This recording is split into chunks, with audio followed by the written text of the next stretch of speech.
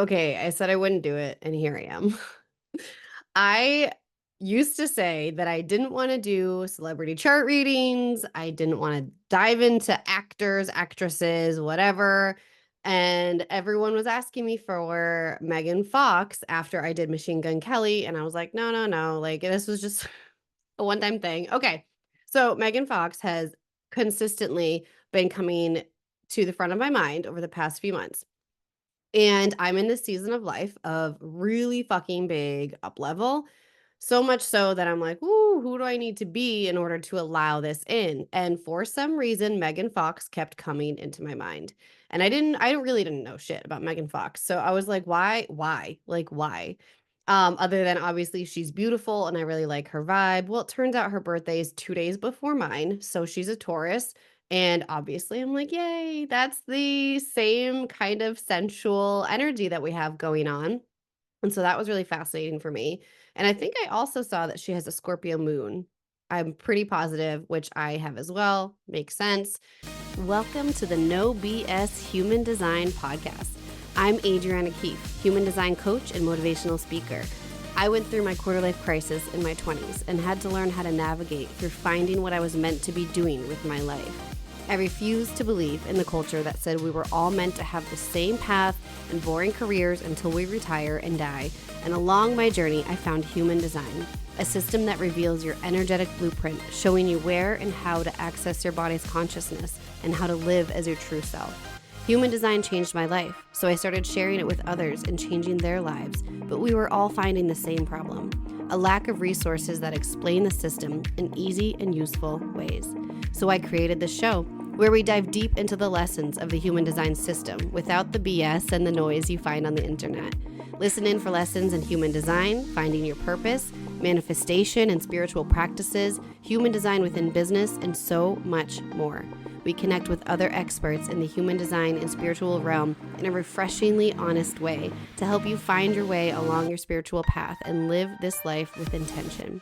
It's time to let go of the societal expectations of being and let yourself find abundance through being uniquely you. Let's get started.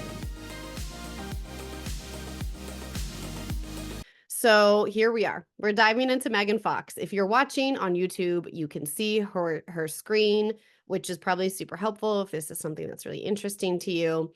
And I've been listening to a little bit of Megan Fox on podcasts and just learning more about her so that I can understand how the mechanics of her design are showing up in her life. And so as I'm diving deeper into her chart, it's extra fascinating that my intuition was like, no, look into Megan Fox because we have the same personality sun, which I'll get into more details later. We have the entire same incarnation cross, actually. So we are both manifesting generators with emotional authority in the solar plexus. And we both are cross of contagion. That's our incarnation cross, which is like the purpose that's fulfilling itself as we're just moving through our life each and every day. It's the energy that people feel about us. And the cross of contagion is literally about being contagious, like the theme of spreading something, getting others excited about what's exciting us, and then everyone's spreading the information, everyone's spreading what we're excited about. It has more impact on other people than it does itself. This is a cross that has a huge potential to have an effect on others with an idea, a fantasy, a passion, and it's very noticeable. I have started to understand in my own life just how noticeable I am. Like when I walk into a room, people notice me, and that's not something that I was okay with most of my life. But understanding a little bit more of what Megan Fox has gone through in her celebrity stardom, there was like an entire media blackout day on Megan Fox because at some point she was like the most, I don't know if this is an accurate statistic, but this is something I heard. She was like the most focused on in the media kind of person like ever, or at least for our age. And obviously, then that led media to doing like a Fox blackout day and like just all this insane shit. And so now that I'm looking at her chart, I'm like, oh, it's because she's so noticeable. And people are just naturally going to be sharing the things that she's excited about and sharing. So that's literally spreading, right? Everything about her is contagious. in a good way. It's meant to be a beautiful thing. This is how I am working. This is how I've fulfilled a lot of what I'm here to do, is because the things that I was naturally excited about, everything was just contagious. People were just catching on to what I was doing, and that's how I've started building my business. So I had immediate resonance with her through our Incarnation Cross, which, if you're watching on YouTube, that comes from the personality Sun and Earth and the design Sun and Earth. So we have the same exact four gates on the top two sides of our charts, as well as both being manifesting generators and having emotional authority.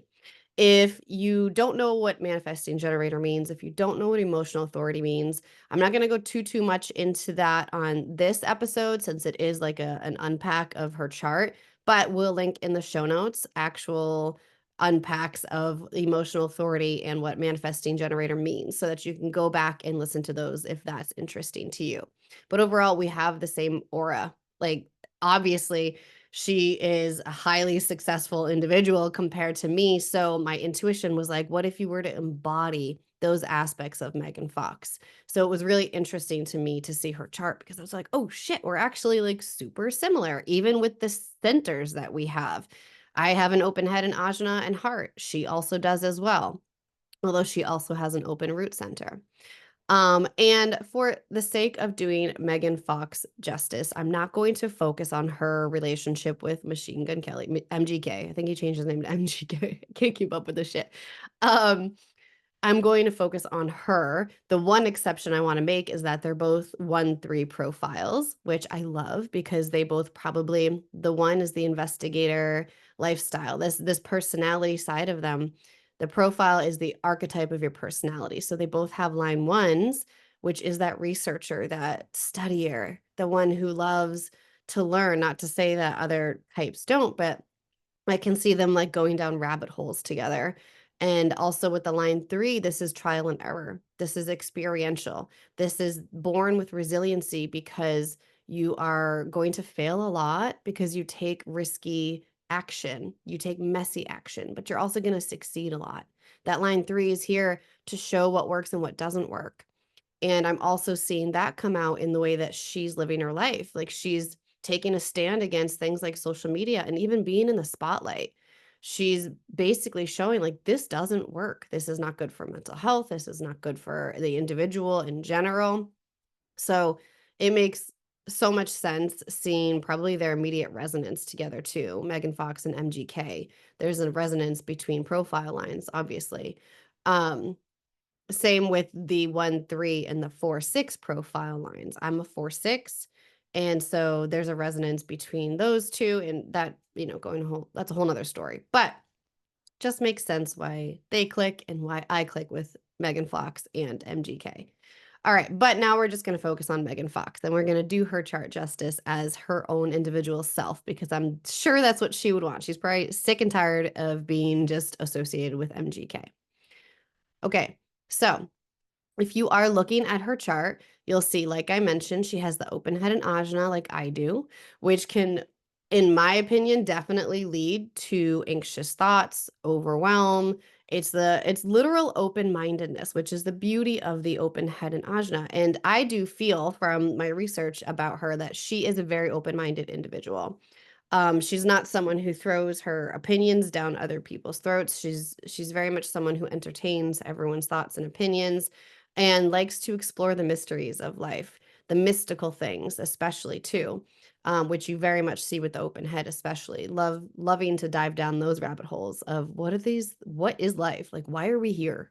What is soul stuff? Like, what is all this?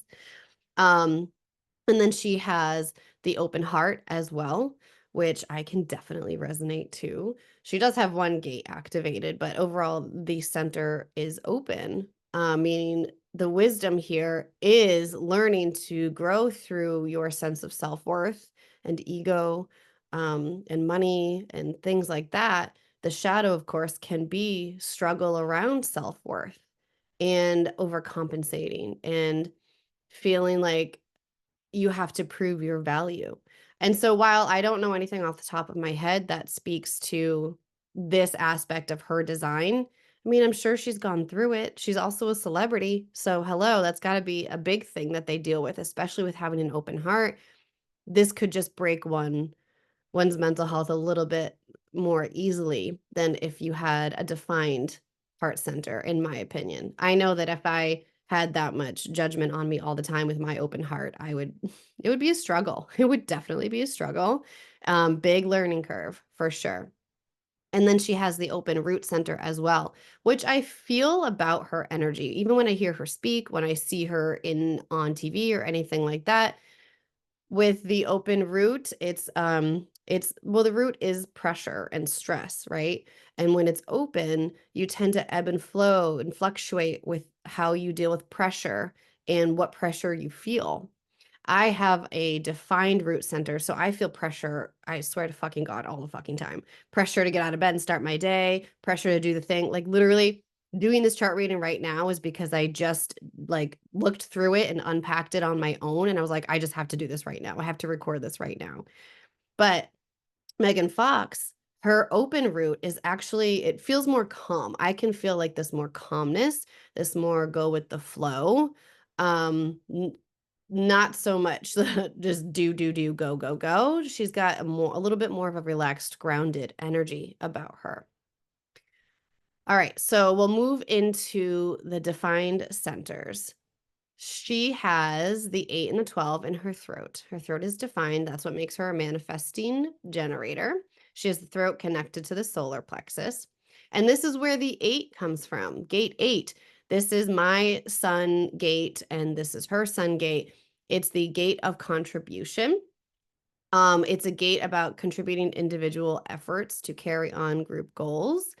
Um, Honestly, it's the most important theme for this gate is just being able to contribute on an individual level. By the Gene Keys frequency, this is the rebel with a cause. And so you'll see a lot of my branding and everything about me as I've leaned into more of my authentic self is rebellion, is being your unique self. It's literally like my work is literally helping people be their unique selves. That's just my essence. And you've seen me, I have a bright red ombre in my hair and I had like 20 something piercings at one point in time, and I'm getting more tattoos because this is a gate that attracts attention, and this is how I feel I'm expressing myself on an individual level and being recognized for that. So you're seeing Megan Fox starting to lean into more and more of her authentic self with, the colorful hair and the getting tattoos. Not to say everyone with gate 8 in their sun does that, but I definitely see a theme with that. It's, rebelling against society's standards and expressing yourself on an outward way where people can literally see it without you having to tell them. So it's been really interesting noticing that she's, got a full sleeve tattoo. I'm like, fuck yeah, that's awesome. I can't wait to start getting more of my own, now that I'm not pregnant or breastfeeding all the time. Um, and it's that rebellious nature, which you're seeing with her in general, like stepping away from social media, and rebelling against probably paparazzi media as a whole, probably like celebrity life as a whole is what she's really standing in, which I definitely commend her for that. Um, in the throat, she also has the 12, which is the gate of standstill. And this is someone who's more naturally cautious about things, someone who tends to be shy if the vibe isn't right. But then when you're in a situation that feels comfortable and you are ready to express yourself, it's a very impactful expression of the throat. Remember, throat is all about communication. So she's likely introverted, and shy unless she's around the right people who bring that out in her. And when she does speak in her own timing, it is very impactful. And this, jumping down to the solar plexus, because I think this is important, she has the full channel of the 12 to 22. And the 22 is in the solar plexus, and this is a gate of grace. This is, if you were to research anything about Blake Lively, I believe there's a big thing about her having gate 22 because she literally carries the essence of that grace.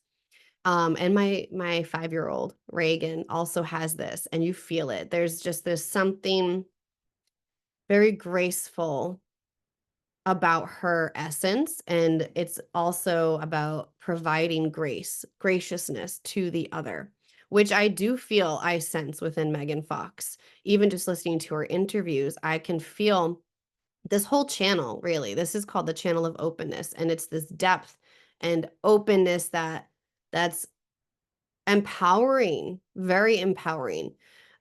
She can feel calm or appear calm on the outside, but I would bet on the inside, it's a roller coaster of emotions. Whereas me with the defined solar plexus, I mean, you can see I'm a roller coaster of emotions. I mean, like I'm crying all the time, like happy tears, sad tears, all the things. And then I'm also really high and really low. But with this 22 and the 12, she masks her emotions a little bit more. It is definitely this calmness, even though she's very passionate and likely has had to learn how to speak in the right timing because her throat, her communication is literally directly connected to her solar plexus. So you can emote through communication in unhealthy ways when it's that direct connection. But I sense this about her. So I'm curious for you listening as well, if you can sense that graciousness about her, that grace overall, the whole essence of it. I definitely feel comes across in her.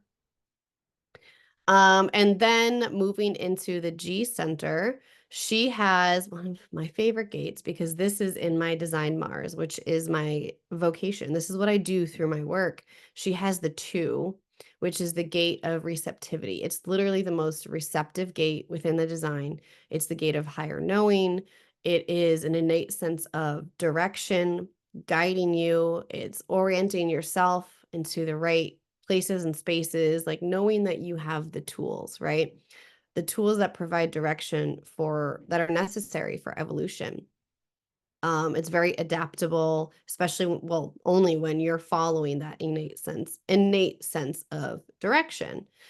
And this is in, where does she have this? Her Mercury, which is extra interesting because she talks a lot about finding your own sense of direction. And she's like anti social media and anti like giving her kids tablets. Last I knew, this was just an interview that I listened to.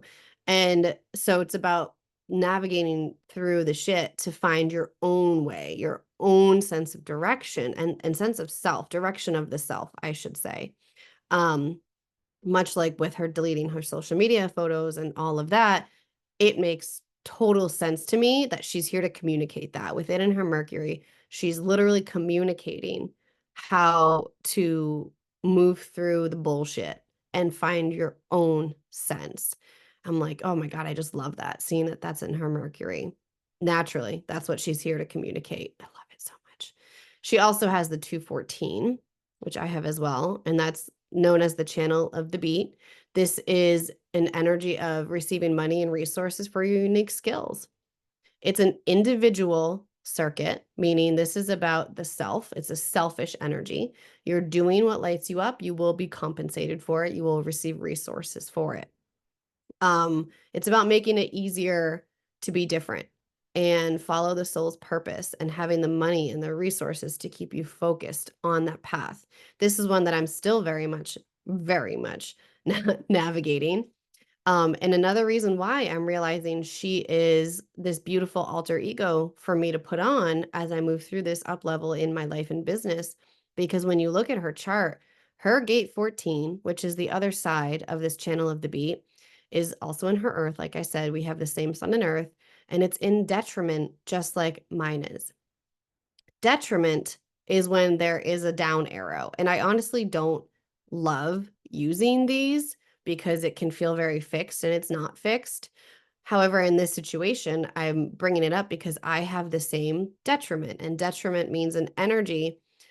This energy for us, this 14 in our earths, it's in an uncomfortable position and it tends to manifest in its worst characteristics.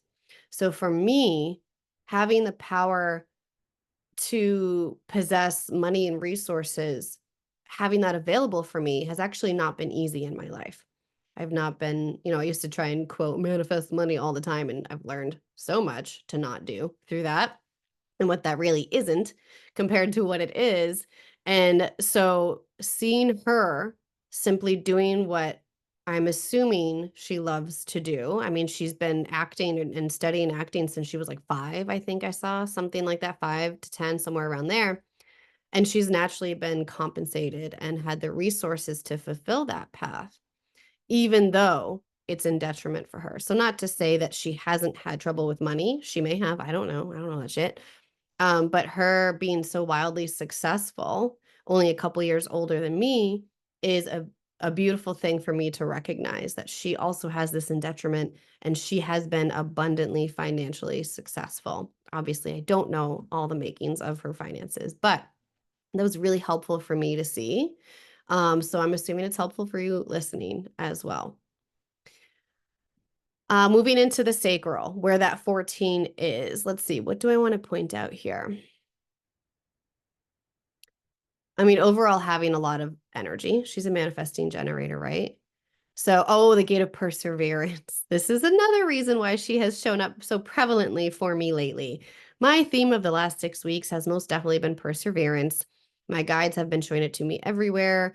Everyone who's talking to me is mentioning the word perseverance, and I'm in a season where if you are in my world intimately, you know I've been going through some shit. And I had a little argument with the universe. I was very angry at the universe, but I know I'm in a season of up level, which means I am persevering. I, just like her, have perseverance in my design earth, which is the ability to make a commitment and persist despite difficulties. And fuck, have I been running into difficulties lately. And that perseverance is another reminder. Keep going, keep going. And so she has had to deal with this as well. So I would bet that perseverance is a theme of her life. You know, from outside perspectives, one day we see her show up in a movie or show up on TV and we're like, oh, well, easy for her or whatever. But I would bet that she has had to persevere through some shit. Just gonna leave that there. And also very empowering for me to see her be so successful while also knowing she persevered, she didn't give up, and this happened. In her spleen, I really like this. So she has gate 50, which is the gate of values. And this is nothing mattering more than upholding values. This has been really interesting to me because sorry, I don't know too much about the situation, so I'm like trying to choose the right words, but I've seen that she's stood her ground in certain situations and worked hard for fairness and justice. There was something about the Transformers movie. I don't know all of the details. I really don't care. But that it's a conscious aspect of hers. Where is it? I was trying to find it on, where is it? Oh, yeah, it's in her south node. So the south node is the theme of your life before your Uranus opposition, which she's just now entering. The Uranus opposition happens around age 38 to 42. So the theme of her life until now has been in this gate 50, this energy of finding fairness and fighting for justice, taking responsibility, holding others responsible, all of that. It's where we're integrating our learning experience, all of that has been through gate 50 with her. And the shadow of the 50 is corruption, and the gate is equilibrium. I'm sorry, not the gate. The frequency gift is equilibrium. It's also super interesting to me that the Siddhic state, the highest frequency, the enlightened state, if you will, is harmony for gate 50, which is also known as the gathering of the Illuminati. And in one of the what's it called? Podcast interviews, I heard her talking about the Illuminati and joking that like if the Illuminati approached her, she would join. And like again, I'm not an expert in the Illuminati, but it's like said to be this group of like enlightened individuals or whatever. And so I just think it's so interesting that gate 50 has been the theme of her life, and she mentioned the Illuminati, and the Gene Key's highest frequency is literally the gathering of the Illuminati. Like that just, see, there's like nuggets of gold in everything when you pay attention, right? I just love it so much. Um, she has the gate of the game player, the 28, which I do as well. And that's just, we like to play the game of life. It's risk taking, it's moving through fear, being up for the challenge, all of that. I just fucking love it. Love it. And then her solar plexus bouncing back over to that defined solar plexus, where we had that gate 22. She has the gate of family. Having a strong sense of family makes sense to me. She's had, I think, 3 kids. I probably should have Googled that before I did this, but I'm pretty sure she's had 3 kids. And I could just see her really embracing the idea of having a quote big. It's big these days. I have 3 kids, and everyone's like, "Oh my God, that's so many kids." I'm like, I don't feel like it is, but okay. That sense of a big family, I could see being really important to her. And then she has that 30, which is in her design sun. This, again, this is mine as well. It's an emotional desire gate. It is a gate, literally called the gate of feelings. So it's like feeling this desire for more feelings all the time, which can be the shadow too, because the shadow of desire is like constantly never having enough. That's the kind of frequency, right? But the gift is lightness. It's feeling the lightness through the experiences and through the emotions, um, surrendering to what the experience is instead of holding on to the feelings. And I'm extra curious about how that's presented in her life, just because she's very open about her mental health and feeling lonely. And she just had this like shit astrology reading, or someone told her this, that she would just be a lonely soul forever. And that just made me so angry. I actually hopped on the podcast with my friend who's an astrology expert, and we unpacked that. The whole, some people in astrology or any of these modalities teach you a very fixed thing that can't be changed. And that blows my mind because you're hurting people when you do that. Um, and so looking at her chart, like I'm not seeing something that jumps out saying you're going to be lonely forever. I do think that she has a lot of individual circuitry that I do as well, which going back to the 8 and the 214 is about do you, and everything else will be impacted. That is the energy that we share. I don't necessarily think you have to feel lonely forever because of it. I think that you will always feel like you stand out and you're a little bit different, but you don't have to be lonely. I don't know how I just got on that tangent, talking about lightness and feelings and feelings in mental health and all of that. Anyway, I digress. That got me so angry when I heard that someone told her that. We don't have, like, that's not imprinted that you're just gonna be fucking lonely forever. I do not believe in that. Anyway, that was a tangent. Okay. What else is jumping out at me specifically? I feel like that's the gist of it. I feel like, I think right now she may be in a season of life where her emotional wave and some of the things that she's been taught about being fixed, being lonely, all of that, I think that is probably impacting her a lot. Again, this is just all guessing. I don't really know. Um, and this is why I wish everyone knew things like this, like knew the emotional wave and the transitions that you're going to. She probably is familiar with the Uranus opposition. I think she's super into astrology. So at least she's got that she can navigate through. But just the abundance of information that's within her chart that could help her move through what she currently is, like seeing that she's deleted social media. And I don't know if she's doing any acting work right now. I haven't seen anything. I don't really know. It seems like she's kind of gone into shell and into hermit mode, which looking at her chart is not something that's super duper prevalent for her. It's in her moon. She has the line 2 in her moon, a bit of that hermit energy. But honestly, um, I can't help but wonder if the emotional wave has just gotten into a low that is struggling to get back out, which anyone who has that defined solar plexus, like myself, can definitely relate to. But overall, Megan Fox has a really, I'm gonna say epic energy because it's me. Like it's like kind of like me in a nutshell. And I love that. So it resonates with me. But I'm super curious what you also picked up on that we talked about if you are a fan of Megan Fox, if you watch anything with her, know anything about her, I'm curious what you're also picking up on, the patterns that you're seeing. And this was just actually really fun to do. I can't believe I was against doing this for so long. So we're going to be doing more of these readings and just unpacking how we see celebrities, high influencers, whoever, whatever you want to call them, because I think it also humanizes them and allows us to see that they're also human going through this experience that is, especially in their case, not very easy. I honestly don't know how they navigate being a celebrity. All right. That is all for today. Let me know what other celebrities or influential people you would love for me to unpack because I am so here for it. Let's do more of it. All right. I will see you next week.